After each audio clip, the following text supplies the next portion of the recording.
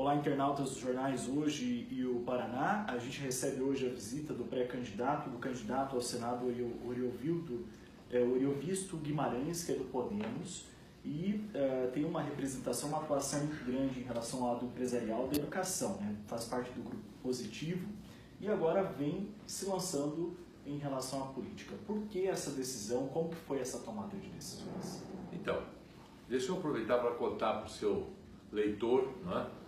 E para as pessoas que vão nos ver um pouquinho da minha história, até para poder responder bem essa pergunta. Eu vim para Curitiba com 16 anos de idade e comecei a sobreviver lá em Curitiba. Eu morava numa pensão e eu dava aula de matemática. Depois eu entrei na Universidade Federal do Paraná para cursar Ciências Econômicas. Comecei a dar aula em cursos preparatórios para vestibular e aí então eu acabei fundando, junto com outros colegas, o curso Positivo, que muita gente conhece. Isso que era um cursinho, na verdade, se desenvolveu e se transformou num grande grupo econômico. Em termos de escola, passou a ter escola regular. Em termos de material, como nós escrevíamos os livros, eu escrevi os livros de matemática, por exemplo, esses livros começaram a ser comprados por outras escolas. E nós tínhamos uma gráfica, e essa gráfica cresceu muito, tornou-se a maior gráfica brasileira. Esses livros hoje estão em mais de 4 mil escolas por todo o Brasil. Mais de 1 milhão de alunos usam esses livros. E a última, aí nós fundamos também a Positivo Informática, que fabrica computadores. Esses computadores começou também a gente fazendo para uso próprio, porque era proibido importar, tinha uma série de confusões, isso lá atrás, no tempo do governo militar ainda. E hoje a Positivo Informática é a empresa que mais fabrica computadores no Brasil. A última missão minha no Grupo Positivo foi fundar a Universidade Positivo. Eu fui reitor da Universidade Positivo durante 10 anos e construí o campus inteiro, são mais de 100 mil metros de área construída. É um campo lindíssimo, quem for a Curitiba e quiser nos visitar vai ser um prazer recebê-los lá. E depois de tudo isso, chegou uma hora que eu falei, chega de vida empresarial. Passei a minha parte para os meus filhos e estou completamente desligado dessas empresas hoje. Quando eu deixei o Grupo Positivo, nós tínhamos lá 10 mil funcionários e continua crescendo, mas agora sem a minha participação. E como eu não sou a pessoa que consiga ficar parada, eu resolvi o seguinte, eu não quero mais fazer empresa, chega. Eu não preciso mais fazer empresa. Eu poderia perfeitamente bem viver até o fim dos meus dias sem trabalhar, sem ter que ganhar dinheiro, porque eu já tenho o suficiente para me sustentar até o final dos meus dias. Mas eu não consigo ficar parado, não dá para ficar vivendo sem ser útil, sem fazer alguma coisa de bom para o meu país. E é por isso que eu resolvi entrar na política. Eu não tenho mais idade para fazer carreira. Se eu for eleito vai ser uma vez só, depois eu vou sair da política. O mandato de senador são 8 anos. É uma contribuição que eu quero dar para o país, para poder ver se a gente deixa de ter vergonha da política e passa a ver a política como uma esperança para esse país. E o quanto desse lado empresarial vai acabar influenciando no mandato do senhor, caso seja eleito, né? Olha, eu acho que você aprender a fazer as coisas com pouco dinheiro e fazer esse pouco dinheiro render bastante é o que todo empresário tem que fazer. E é o que o Brasil mais precisa. Você para pensar um pouco comigo. Tudo que o Brasil produz, na verdade a nossa taxa nominal de impostos é de 45%. Como tem alguns que sonegam, de tudo que o Brasil produz, 35% vai para o governo. Aí tem gente que diz assim, eu não pago imposto, eu sou isento do imposto de renda. Bobagem. Claro que você paga imposto. Quando você acende a luz, você paga imposto. Quando você põe gasolina no carro, você paga imposto. Quando você compra arroz, você paga imposto. Quando você compra feijão, você paga imposto. Quando você compra uma camisa, você paga imposto. Nós pagamos imposto o dia inteiro. Tudo que você ganha, 35% vai para o governo. Governo municipal, estadual e federal. E aí nós deveríamos ter um retorno disso. Esse dinheiro está sendo ou roubado, como é o caso do Petrolão, como é o caso do Mensalão, como é o caso de toda hora você vê um político para a cadeia, ou ele simplesmente é roubado, ou ele está sendo mal administrado. O que significa ser mal administrado? Significa o seguinte, eu começo a dar emprego para parente, para sobrinho, para afiliado partidário, começa a criar um monte de cargo que não precisa. Aí eu gasto mal o dinheiro. E quando eu gasto mal o dinheiro, acaba faltando dinheiro para as coisas importantes. Então, falta dinheiro para a segurança pública, falta dinheiro para a saúde pública, falta dinheiro para fazer uma educação melhor, né? Falta dinheiro para fazer infraestrutura, para fazer estrada. Por quê? Não é que não tem dinheiro. Tem dinheiro, mas está sendo gasto de maneira errada. Agora, esse é o ponto. Para complementar a atuação do Senado, né, principalmente dos nossos senadores aqui do Paraná, falta um pouco de atuação, de representatividade, até quando o senhor fala mesmo dessa questão da legislação, de pesar a mão na aplicação dessas leis e verificar o que está errado. Se há desvios, falta o lado mesmo da fiscalização, que é a função do senador. Né? Função do senador, função dos deputados, né? E função da população também, eu diria, sabe? Do Ministério Público. Eu acho que todos nós brasileiros precisamos acordar por seguinte fato: nós somos os donos do país. E se alguém está administrando mal o nosso dinheiro, nós temos que reagir, nós temos que fazer alguma coisa. Não dá para simplesmente dizer isso aí não é comigo. É como se você morasse aí num condomínio que o síndico está roubando, está empregando a tia, a avó, não sei quem, e daí o elevador não funciona, daí o traficante começa a entrar e você não vai fazer nada. Né? Outro dia eu vi uma estatística que 62% dos jovens brasileiros, se pudessem, mudariam do Brasil para um outro país. Não tem coisa mais triste do que ouvir isso. Né? Só que não dá para mudar, nós temos que consertar o nosso país. Muito mais fácil do que mudar é consertar o país. Agora, em relação a... nós temos bancadas e ideologias muito opostas aqui no Brasil, né? Uhum. Como que fica essa divergência? Às vezes a gente vê o PT dominando, né? Em determinados momentos houve uma dominação do PT e as ideologias, então, que eram contrárias, não tinham tanto espaço. Como que é atuar a partir de agora, a partir do Podemos, que, né, tem uma veia, tem uma participação do próprio PSDB, enquanto o senador Álvaro Dias fazia parte do PSDB e assim sucessivamente? Como que vai ser essa atuação ideológica? Demonstrar mesmo essas divisões ou tentar separá-las um pouco da atuação política? Olha, eu acho que essa questão ideológica é uma coisa superada, é uma coisa do começo do século passado. A época em que o mundo era dividido em bloco socialista e bloco capitalista. Então, realmente os homens pensaram muito nisso. 1/3 do mundo chegou a ser comunista ou socialista. Mas com a queda do Muro de Berlim, com a queda da União Soviética, hoje não há mais o que discutir sobre isso. O mundo inteiro, a economia é de mercado, a economia é da livre iniciativa.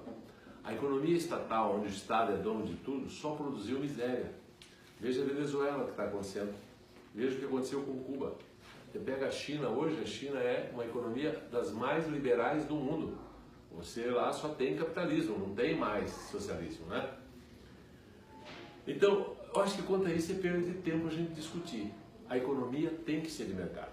Agora, a nação não. A nação não é de mercado.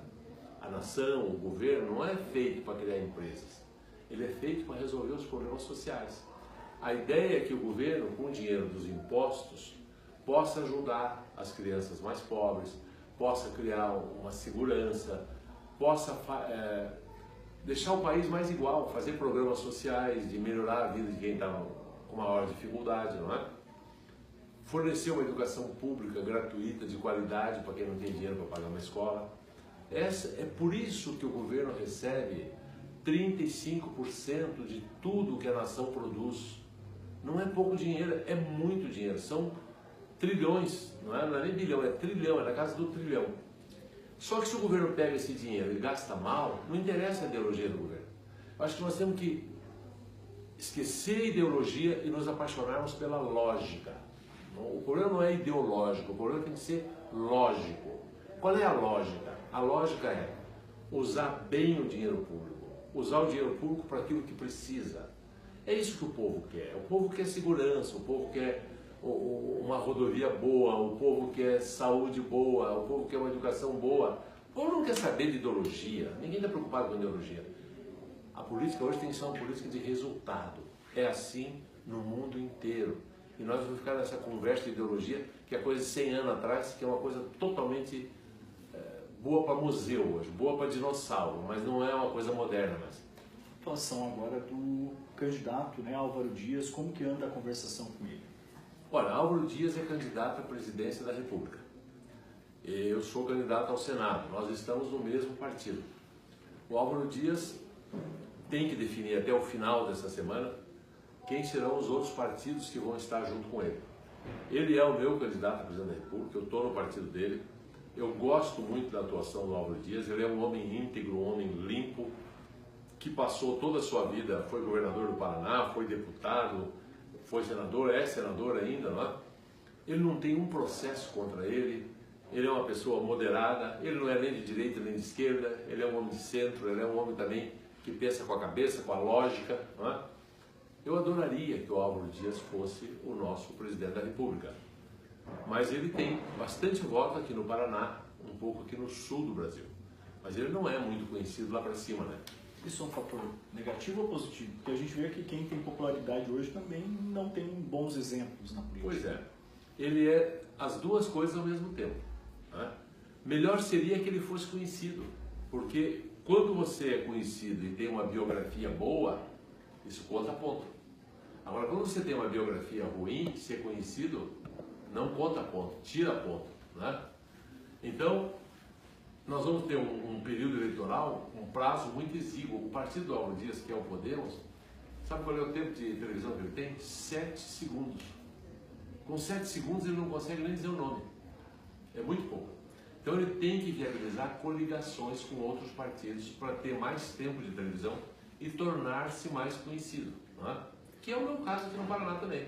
Eu também estou na mesma canoa. Eu preciso ter alguma coligação com algum partido. Até domingo eu espero que o meu partido se coligue a outros partidos, de tal forma que eu tenha pelo menos 1 minuto por dia na televisão para dizer, olha, bom dia, meu nome é fulano, eu sou candidato por isso, minhas propostas são essas.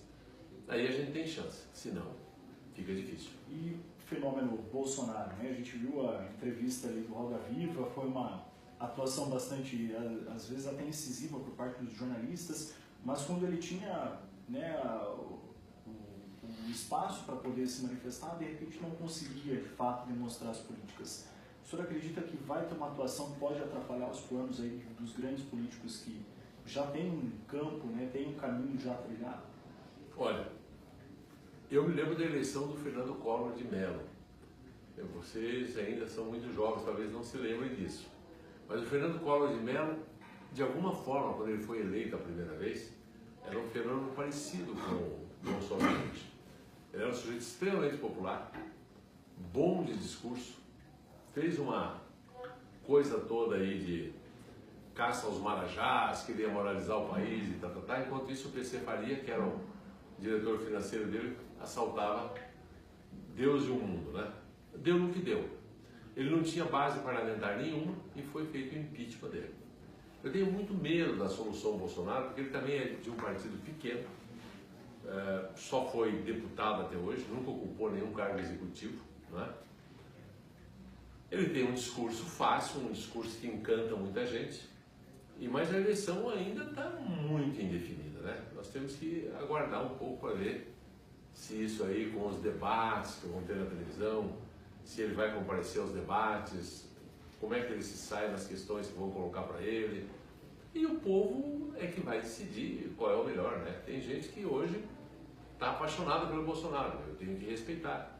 Democracia é isso mesmo, cada um se apaixona pelas ideias que quer se apaixonar, né? A gente não pode decidir pelo povo. A gente pode colocar as nossas opiniões, mas a decisão é do povo e é uma decisão soberana sempre. Para finalizar, no Paraná, o Podemos se atrela ao Osmar Dias? Eu espero que sim. Não está atrelado ainda. Por que eu digo que eu espero que sim? Porque o nosso candidato a presidente, que é o Álvaro Dias, ele espera ter o apoio dos 3 candidatos ao governo do Paraná. Ele não quer se indispor com nenhum candidato ao governo, nenhum, porque ele quer ter a maior votação possível, né? Ele não pode fazer um apoio direto ao irmão dele, ao Osmar Dias. Ele prometeu uma neutralidade. Mas eu acho que o partido no Paraná tem que pensar no Paraná e tem que tomar uma posição. Embora o Álvaro fique neutro, que eu acho que é uma posição correta dele, Mas o partido Podemos do Paraná vai ter que se definir por um dos governadores. Ainda não se definiu. Eu espero que a definição seja pelo Osmar Dia. É o candidato do meu coração.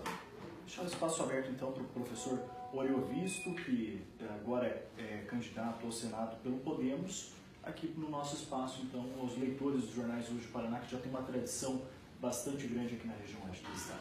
Olha, eu quero me despedir de vocês fazendo um apelo para que não virem as costas para a política e para os políticos. Eu quero lembrar o seguinte: não existe nenhum país no mundo onde não exista governo e onde não existam políticos. Tem que existir. Ao longo da história, você nunca vai encontrar um país que não tinha governo, que não tinha um rei, ou que não tinha um presidente, ou que não tinha... Alguma espécie de governo tem que existir. A diferença fundamental que tem entre os países que estão melhores ou países que estão piores, é o tipo de governo que eles têm e a qualidade dos seus políticos. E o voto é a nossa arma mais importante. Você, quando for votar, por favor, não fique dizendo assim, isso aí não é comigo. É sim, o Brasil é a sua casa. Você tem que participar. Participar da política não é só ser candidato. Participar da política é examinar bem em quem que você vai votar. Pega a ficha corrida do cidadão, veja se ele não está sendo processado e vote consciente. Você vai ter que votar para 2 senadores, para um presidente da República, para um governador, para um deputado federal, para um deputado estadual. Vão 6 votos. Vai ter que fazer uma colinha com os números, porque ninguém consegue decorar tudo, né? Mas gaste 1 hora ou 2 para pesquisar o currículo de cada candidato para quem você vai dar o voto. Não faça disso uma coisa assim como se não tivesse importância, porque tem muita importância. Vai afetar a sua vida na segurança, vai afetar a sua vida na saúde, vai afetar a escola do seu filho, vai afetar as estradas que você anda, vai afetar a sua vida. Então, pense bem em quem você vai colocar para cuidar do nosso país.